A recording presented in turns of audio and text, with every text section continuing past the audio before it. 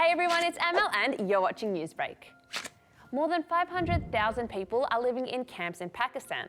They're trying to escape some of the worst flooding in the country's history caused by heavy monsoon rains. Kale finds out what's going on.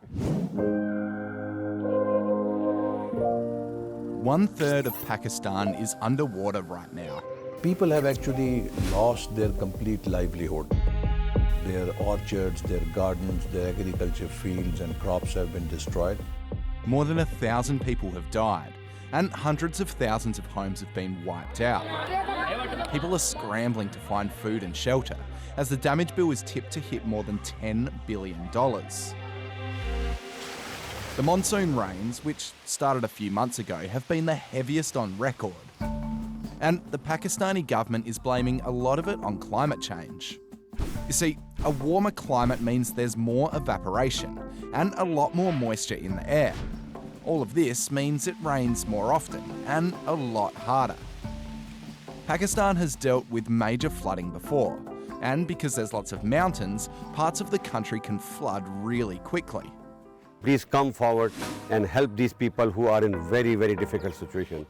Before the floods, the country was facing one of its worst economic crises. And now, more than half of the country's cotton crops have been completely wiped out. And other veggies, fruit and rice are gone too.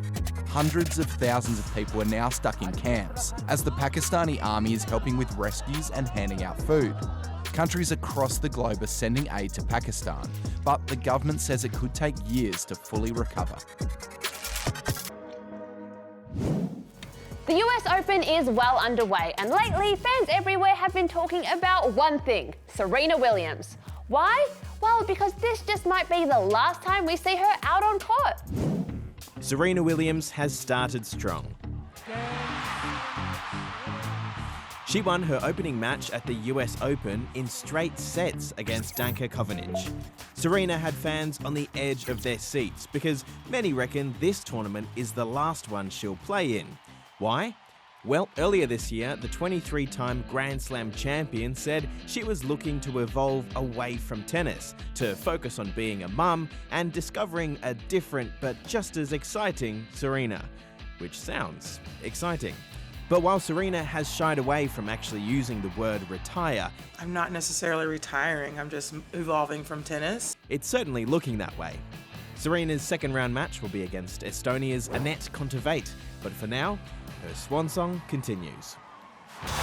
And checking the pulse on our Aussies over there, Nick Kyrgios and Thanasi Kokkinakis went head-to-head, with Nick Kyrgios coming out on top in straight sets. Game, set, Kyrgios.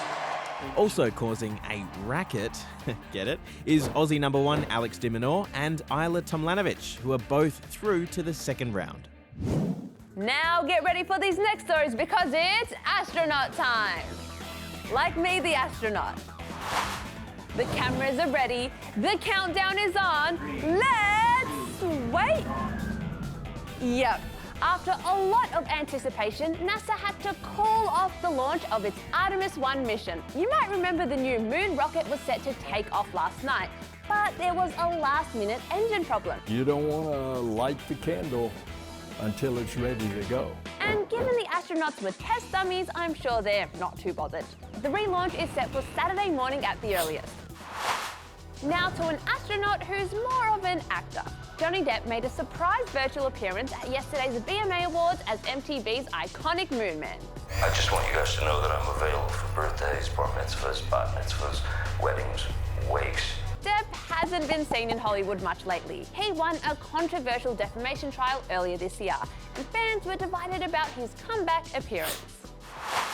Finally, meet Nicole Mann. She joined NASA 9 years ago, and in October, she'll finally get to go to space, leading NASA's Crew 5 mission to the International Space Station. She'll be the first Native American woman in space. To be honest, I think I feel very proud. It's important that we celebrate our diversity and really communicate that specifically to the younger generation. Well, thanks for joining us on this out-of-world show. It's time for me to blast off, and I'll see you in the next orbit. Woo! It's written in the stars.